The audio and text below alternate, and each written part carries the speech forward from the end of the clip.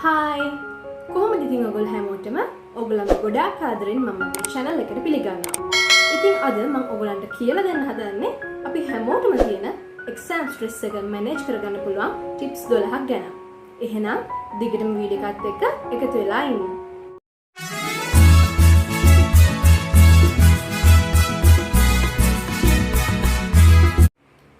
ඉතින් ඉගෙන ගන්න අය විදිහට ඔබට මට හැමෝටම තියෙන දෙයක් තමයි extreme stress එක. මේක විවිධ පුද්ගලයන්ට අඩු වැඩි වශයෙන් තියෙන පුළුවන්. ඒ අනිවාර්යයෙන්ම පොඩි හරි stress එකක් ඉගෙන ගන්න exam එකකට මුහුණ දෙන්න ඉන්න අය විදිහට අපිට තියෙනවා. ඉතින් මෙන්න මේ stress එක manage කරගන්න පුළුවන් ක්‍රම 12ක් මම ඔයගලන්ට කියලා දෙනවා. ඉතින් මේ හැම එකම පාවිච්චි කරන්න පුළුවන්. ඔයගලන්ට නැත්නම් කිහිපයක් පාවිච්චි කරලා බලන්න පුළුවන්. ඉතින් මම හිතනවා ඔයගලන්ට මේ වීඩියෝ එකත් වැදගත්. මම ඔයගලන්ට කතා කරන්න යන පළවෙනි කාරණාව තමයි අපි පාඩම් කරන තැන. exam stress එක නැති කරගන්න වගේම ඇති කරගන්නත් බලපාන තැන තමයි අපි පාඩම් කරන තැන. අනිවාර්යයෙන්ම විසිරුණු තැනක් එක්ක අපිට අපේ මනස එක්තෙන් කරගන්න හරි අමාරුයි. ඒකවල stress එක වැඩි වෙනවා. ඒකින් හින්දා අපි පාඩම් කරන තැන පිළිවෙලට පිළිසිදුව ලස්සනට තියෙද්දි අපිට ඇත්තටම පාඩම් කරන්න ආසාවක් හිතෙනවා. හුඟක් අපිරිවෙල මේසයක් දැක්කම අපිට පාඩම් කරන්න හිතෙන්නේ නැහැ. ඉතින් අනිවාර්යයෙන්ම අපි අපේ පාඩම් කරන තැන ලස්සනට පිළිසිදුව තියාගන්න ඕනේ. ඉතින් මම වීඩියෝ එකක් දාලා තියෙනවා මගේ ස්ටඩි ටේබල් මේකෝවර් වීඩියෝ එකක්. ඉතින් ඔයාලට ඒක බලන්න පුළුවන්. ඉතින් ඒකෙන් බලලත් ඔයාලට පොඩි අදහසක් ගන්න පුළුවන්. ඉතින් ඊට වඩා හුඟක් අයිඩියාස් ඔයාලට තියෙනවානේ. ඉතින් ඒවත් පාවිච්චි කරලා ඔයගොල්ලෝගේ ඉගෙන ගන්න තැන හරිම ලස්සනට තියාගන්න. ඒක අනිවාර්යයෙන්ම ඔයගොල්ලන්ගේ ස්ට්‍රෙස් එක නැති කරගන්න හුඟක් ප්‍රයෝජනවත් වෙනවා. ඒ වගේම මම කැමතියි ඔයගොල්ලන්ට කියන්නේ එකම තැන එක දිගට පාඩම් කරද්දී අපිට හුඟක් ස්ට්‍රෙස් එක වැඩි වෙනවා. බෝරින් වෙනවා. ඉතින් ඔයගොල්ලන්ට පුළුවන් ඔයගොල්ලන්ට බැල්කනි ඒරියා එකක් තියෙනවා නම් බැල්කනි එකට පොඩ්ඩක් යන්න. ඒ කියන්නේ එක දිගට එක තැන පාඩම් කරන්න එපා කියලා තමයි මම මේ කියන්නේ. නැත්නම් ගහක් යටට ගිහිල්ලා ඔයගොල්ලන්ට පාඩම් කරන්න පුළුවන්. මොකක් හරි එළි බෙන්ච් එකක් මොන හරි තියෙනවා නම් ඒ වගේ තැනක පාඩම් කරන්න පුළුවන්. ඉතින් ඒ වගේ වෙනස් තැන්වල පාඩම් කරොත් ඔයගොල්ලන්ට මේ ස්ට්‍රෙස් එක නැති කරගැනීමේ හැකියාව තියෙනවා. මම ඊළඟට කතා කරන්න යන ටිප් එක හරිම වැදගත්. මම මේක A level exam කාලේදී අනිවාර්යයෙන්ම කරපු දෙයක්. මොකද ඒකෙන් මට ලොකු මොටිවේෂන් එකක් ආවා. ස්ට්‍රෙස් එක අඩු කරගන්නත් පුළුවන් වුණා. ඒක තමයි එක්සෑම් එකෙන් පස්සේ අපි කරන්න බලාපොරොත්තු වෙන දේවල් ගැන හීනවවන එක. මේ එක්සෑම් එකක් වුණාම හුඟක් හිර වෙලා ඉන්න. අපි ඒකටම හුඟක් යොමු වෙලා ඒකම එල්ලීගෙන ඉන්නෙත්. අපි පොඩ්ඩක් හිතුවොත් අපි එක්සෑම් එකෙන් පස්සේ මොනවද කරන්න ඉන්න දේවල්. මම ඒ දවස්වල මට මතකයි මම A level කරන කාලේ මම හිතුවා මම මෙන්න මේ novels ටික අරන් කියවනවා. මම මේ films ටික බලනවා. මම මෙන්න මෙහෙ travel කරනවා. අන්න ඒ වගේ ඒ හීන ටික අපිට අර එක්සෑම් එක හොඳින් ඉවර කරන්න හොඳ මොටිවේෂන් එකක් වෙනවා. වගේම අපිට අපේ ස්ට්‍රෙස් එක නැති කරගන්නත් ලොකු උදව්වක් වෙනවා. මොකද අපි ටිකක් හිර වෙලා ඉන්නේ එක්සෑම් එකක් නිසා. අපිට ඒකෙන් පොඩ්ඩක් මිදිලා පොඩි ෆන් එකක් ගන්න පුළුවන් එක්සෑම් එකෙන් පස්සේ. අනිවාර්යයෙන් මම හිතපු දෙයක් තමයි ඒක. තමන් ආස දේවල් එක්සෑම් එකෙන් පස්සේ කරන්න තියෙන දේවල් ගැන හීනම වань. ඊට පස්සේ මට තියෙන මේ නිදහස එක්සෑම් එකෙන් පස්සේ මට මේ තියෙන නිදහස අන්න ඒ වගේ හීන දකිනවා. මේ ඔක්කොම දේවල් මේ චුට්ට කාලෙකින් ඉවරයි නේද? මම මේ එක්සෑම් එක ඉවර කළොත් හොඳට මට මෙන්න මේ දේවල් ටික කරන්න පුළුවන් නේද කියන ඒ අයිඩියා එක ඔළුවේ තියාගෙන එක්සෑම් එකට මහන්සි වෙන්න. හොඳට මහන්සි වුණොත් හොඳ රිසල්ට් එකක් එනවා. වගේම ඒ රිසල්ට් එක එනකන් අපිට හොඳ ෆන් එකක් ගන්නත් පුළුවන්. අපි අපේ ජීවිතේ එන්ජොයි කරන්න. ඊළඟ ටිප් එකක් හුඟක් වැදගත්. ඒක තමයි දැඩි අදිෂ්ඨාන, දැඩි බලාපොරොත්තු තියාගන්න එපා. මොකද එහෙම වුණොත් ඒ දේ නිකමට හරි නොලැබුණොත් ඔයගොල්ලන්ට ඒක දරා ගන්න බැරි වෙනවා. ස්ට්‍රෙස් වෙන්නේ නැතුව ඔයගොල්ලන්ට ඉන්න පුළුවන්. හුඟක් දැඩි බලාපොරොත්තු අදිෂ්ඨාන තියාගන්න එපා. අපි හැමෝටම අරමුණක් තියාගන්න ඕනේ. ඒත් අර ඕවර් කොන්ෆිඩන්ස් වෙන්න හොඳ නැහැ. මොකද එතකොට තමයි මම දැකලා තියෙනවා හුඟක් මම අයිලන්ඩ් ෆස්ට් වෙනවා. මම ඩිස්ට්‍රික්ට් ෆස්ට් වෙනවා. ඉතින් එහෙම බලාපොරොත්තු හුඟක් තියාගත්තම නිකන් හරි කොච්චර මහන්සි වුණත් ඒක මොකක් හරි හේතුවක් හින්දා ලැබුණ නැත්නම් ඊට පස්සේ ඒක දරා ගන්න බැරුව තමයි හුඟක් අය සුයිසයිඩ් කරනවා. අන්න ඒ වගේ දරා ගන්න බැරි මානසික රෝග වලට ඔයගලන්ට ගොදුරු වෙනවා. ඉතින් ඔයගලන්ට කරන්න තියෙන හුඟක් දැඩි අදිෂ්ඨාන තියාගන්න නැතුව තමන්ට පුළුවන් උපරිම කරන්න. තමන්ගේ උපරිම මහන්සි යොදවලා, තමන්ගේ උපරිම කාලය, තමන්ගේ උපරිම හැකියාවන් යොදවලා තමන්ට පුළුවන් උපරිම එක්සෑම් එකට මහන්සි වෙලා තමන්ට පුළුවන් උපරිම එක්සෑම් එක පුළුවන් විදිහට ලියන්න. ඉතින් එතනින් යහට ස්ට්‍රෙස් වෙන්න දෙයක් නැහැ. ඒකට ඔයගොල්ලන්ගේ මොකද හිතේ ලොකු බලාපොරොත්තු නැන්නේ මම මේ අයිලන්ඩ් ෆස්ට් වෙනවා කියනවා වගේ. හොඳ අරමුණක් තියාගන්න. ඒක අර ඕවර් කොන්ෆිඩන්ස් එකක් තියාගෙන ඉන්න එපා. ඒක තමයි ඊළඟ ටිප් එක ස්ට්‍රෙස් එක නැති කරගන්න. ඉතින් ඊළඟ ටිප් එක තමයි මම හිතන විදිහට ඔයගොල්ලන්ට ඔයගොල්ලන්ගේ ස්ට්‍රෙස් එක නැති කරගන්න පුළුවන් පාඩම් කරන්න ඉස්සෙල්ලා. කියන්නේ ඔයගොල්ලෝ උදේ නැගිටලා පාඩම් කරන්න ඉස්සෙල්ලා තමන්ගේ ආගම සිහි කරන්න පුළුවන් නම් ඔයගොල්ලන්ට මේ මානසික ආතතිය අඩු කරගැනීමේ හැකියාව තියෙන. පොඩ්ඩක් තමන්ගේ ශක්තිය ඉල්ලන්න පාඩම් වැඩ හරියට කරගන්න, එක්සෑම් එකට හුඟක් හොඳින් මුහුණ දෙන්න. අන්න ඒ වගේ හැමදේම ඔයගොල්ලෝ පාඩම් කරන්න ඉස්සෙල්ලා තමන්ගේ ආගම සිහි කරලා වැඩ පටන් ගත්තොත් ඔයගොල්ලන්ගේ මේ ස්ට්‍රෙස් එක නැති කරගන්න පුළුවන් කියලා මම විශ්වාස කරනවා. ඉතින් ඊළඟ ටිප් එක තමයි පාඩම් කරද්දී විවිධ උපක්‍රම පාවිච්චි කරන්න. ඒ කියන්නේ එකම විදිහට නිකන් පොත දිහා බලාගෙන එකම විදිහට පාඩම් කරනවට වඩා විවිධ ආකාරයෙන් ඔයගලන්ට පුළුවන් පාඩම් කරන්න. ඔයගලන්ට පුළුවන් ඩයග්‍රෑම්ස් අඳලා පාඩම් කරන්න.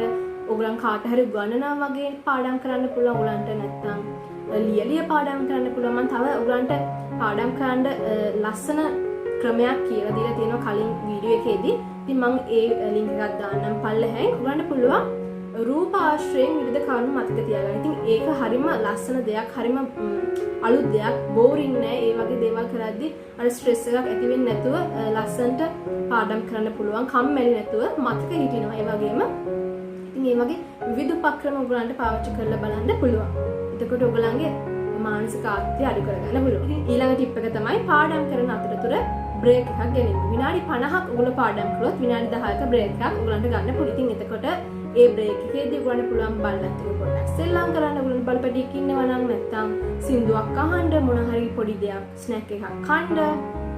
අන්න ඒ වගේ පොඩි වෙනස් දෙයක් කරන්න. ඔයගොල්ලෝ පාඩම් කරන තැනින් පොඩ්ඩක් නැගිටලා යන්න, වෙනත් තැනකට යන්න, පොඩ්ඩක් අහස දිහා බලාගෙන ඉන්න. ඒ වගේ මොන හරි වෙනස් දෙයක් කරන්න ඔයගොල්ලන්ගේ පොත්පත් වලින් මිදෙලා. ඉතින් එතකොට ඔයගොල්ලන්ගේ ස්ට්‍රෙස් එක නැති කරගන්න පුළුවන් වෙයි. කාරණාව තමයි වැඩ ගොඩක් එකට කරන්න යන්න එපා. කියන්නේ ඔයගලන්ට අපි හිතමු O level ස්ටුඩන්ට් කෙනෙක් නම් විෂය 9ක් තියෙනවා. එක දවසේ විෂය 9ම පාඩම් කරන්න යන්න එපා. ඉතින් විෂයන් 3ක්, උපරිම විෂයන් 3ක් එක දවසක පාඩම් කරන්න තියාගන්න. ඉතින් එතකොට ඔයගලන්ට අර හුඟක් දේවල් ඔළුවේ දාගන්න අවස්ථාවක් ඇති වෙන්නේ නැහැ එක දවසක් ඇතුළත. ඔයගොල්ලෝ මොකක් හරි දෙයක් පාඩම් කරන්න ගත්තොත් ඒ පොත් ටික විතරක් ළඟට ගන්න. වෙන වැඩවලින් මිදෙන්න ඒ වැඩේ විතරක් කරන්න. ඒකට විතරක් අවධානය යොමු කරන්න. ඔයගොල්ලෝ වෙන වැඩ හුඟක් ඔළුවේ තියාගෙන පාඩම් කරන්න හැදුවොත් ඔයගොල්ලන්ගේ මනස එක තැනකට ගන්න හම්බෙන්නේ නැහැ. ඉතින් ඔයගොල්ලන්ගේ මනස එක තැනකට ගන්න නම් ඔයගොල්ලෝ එකපාර එක වැඩක් විතරක් කරන්න. ඔයගොල්ලෝ මොකක් හරි ෂෝට් නෝට් එකක් හදනවා කියලා හිතුවොත් ඒ වැඩේ විතරක් කරන්න. එක කරන ගමන් සින්දු අහන්න යන්න එපා. එක කරන ගමන් ටීවී බලන්න යන්න එපා. ඒ වැඩේ විතරක් කරන්න. එකපාර එක විෂයක් පමණක් කරන්න. ඉතින් එතකොට තමයි ඔයගොල්ලන්ගේ ස්ට්‍රෙස් එක නැති කරගන්න පුළුවන්. ඉතින් ඊළඟ වැදගත්ම කාරණාව තමයි ඔයගොල්ලන්ගේ කාල කළමනාකරණය. ටයිම් මැනේජ්මන්ට් කියන දේ හරිම වැදගත්. ඉගෙන ගන්න ළමයෙක් විදිහට, එක්සෑම් කරන්න ඉන්න ළමයෙක් විදිහට.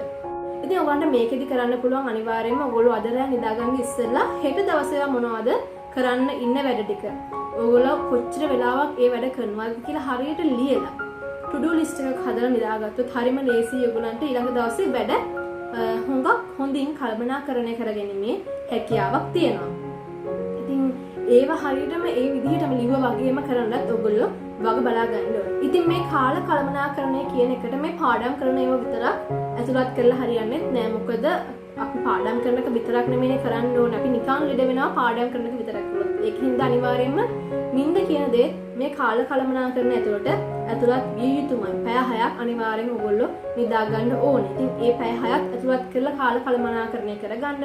ඔයගොල්ලෝගේ කෑම බීම ගන්න වෙලාවල් වෙන් කරලා තියාගන්න. උදේට දවල්ට රැට ඔයගොල්ලෝ පොඩි රෙස්ට් එකක් ගන්න වෙලාව, පොඩි නිින්දක් දාන වෙලාව.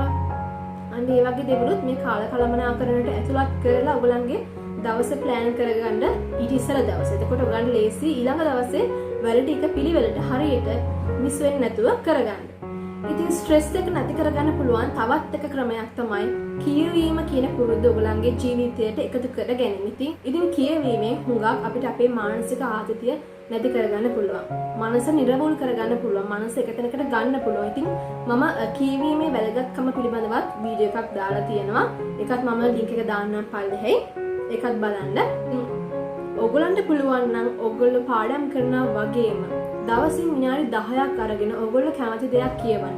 නවල් එකක් වෙන්න පුළුවන්, පත්තරයක් වෙන්න පුළුවන්, කෙටි කතාවක් වෙන්න පුළුවන්. කැමති දෙයක් විනාඩි 10ක්වත් අරගෙන පිටුතක තුනක් කියව ගන්න පුළුවන් නම් ඒකෙන් ඔයගොල්ලන්ට හුඟක් ලොකු මානසික සහනයක් ලබා ගන්න පුළුවන්.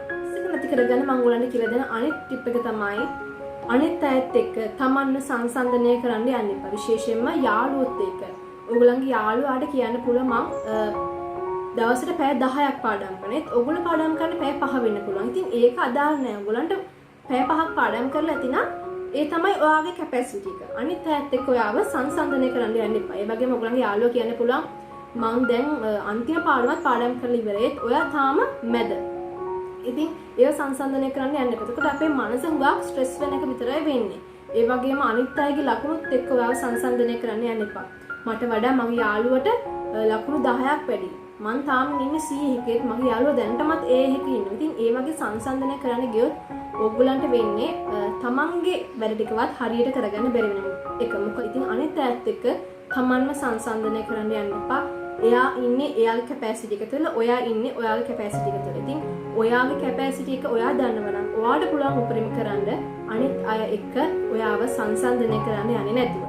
ඉතින් ඊළඟ ටිප් එක තමයි මට ඔයගලන්ට දෙන්න තියෙන නිවැරදි ආහාර පුරුදු. අනිවාර්යයෙන්ම එක්සෑම් එකකට මුහුණ දෙන්න කෙනෙක් විදිහට නිවැරදි ආහාර පුරුදු අනුගමනය කිරීම හරිම වැදගත් දෙයක්. මොකද අපි අපේ මනස වෙහෙසනවා වැඩි, අපි අපේ ශරීරය වෙහෙසනවා. ඒකින්ද පුළුවන් තරම් 3 වේල හොඳට කාලා ෆිට් එකේ ඉන්න. මම A level exam කාලේදී හොඳට කාලා බෙලි හිටියා. දැන් පොඩ්ඩක් මම කෑම අඩු කරලා තිබ්බට මම A level exam කරද්දී හොඳට කාලා බෙලි හිටියා වේල් 3ම. ඉතින් පුළුවන් විදිහට තමන් උපරිම වේල් 3ම කන්න උත්සාහ කරන්න. ගුණදායක දේවල් උදේට කොළ කැඳ වීදුරුවක් බොන්න පුළුවන්. ඒක හරිම හොඳයි ඔයගලන්ට. ඒ වගේම විටමින් C ඔයගලන්ගේ ආහාර වලට වැඩිපුර එකතු කරගන්න පුළුවන්. සීනි ප්‍රමාණය අඩු කරගන්න. ඒක හුඟක් වැදගත් ඔයගලන්ගේ ස්ට්‍රෙස් එක අඩු. ඉතින් මට ඔයගලන්ට දෙන්න දෙන අන්තිම ටිප් එක තමයි ෆන් එකේ ඉන්න කියලා. මොකද අපි එක්සෑම් කරාට අපි අපේ ජීවිතේ විඳින්න ඕනේ. මොකද එක්සෑම් එක විතරක් නෙමෙයිනේ අපේ ජීවිතේ කියන්නේ. ඒකින්ද අනිවාර්යයෙන්ම ෆන් එකේ ඉන්න. මං කියන්නේ මාස 3ක් 4ක් තියාගෙන මේ නටන්න කියලා එක්සෑම් එකට. මං කියන්නේ ඔයගොල්ලෝ දැන් මම අවුරුද්දක් දෙකක්වත් තියෙනවානේ එක්සෑම් එකකට ලෑස්ති වෙන. එතකොට ඒ පාඩම් කරන අතරතුර පාඩම් වැඩත් අනිවාර්යෙන් කරන ගමන්ම ඉස්කෝලේ යන ගමන් ක්ලාස් යන ගමන් ඔයගොල්ලෝ පොඩ්ඩක් ෆන් එකක් ගන්නත් කාලය වෙන් කරන්න. මං කියන්නේ සතියේ සැරයක්වත් සින්දුවක් දාලා පොඩ්ඩක් ගෙදර මොකද ඩාන්ස් එකක් දාන්න පුළුවන්, සින්දුවක් කියන්න පුළුවන්, සින්දුවක් අහන්න පුළුවන්. වීකෙන්ඩ් එකේ පොඩ්ඩක් එළියට යන්න පුළුවන්, ඇවිදින්න.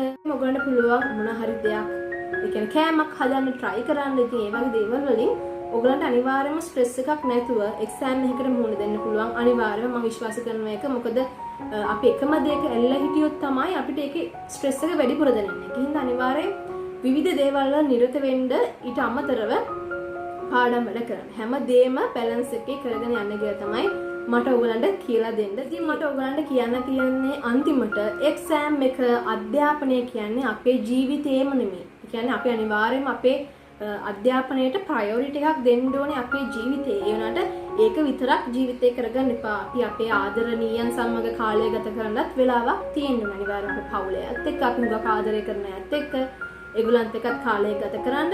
අර අධ්‍යාපනයට ප්‍රයොරිටි එක දීලා ජීවිතයේ අනිත් දේවලුත් සමබරව කරගෙන යන්න. එතකොට ස්ට්‍රෙස් එකක් ඇති වෙන්නේ නැහැ. මම කිව්වා වගේ ෆන් එකක් ගන්න, පොත් කියවන්න, හැමදේම එකට ලස්සනට කරන්න.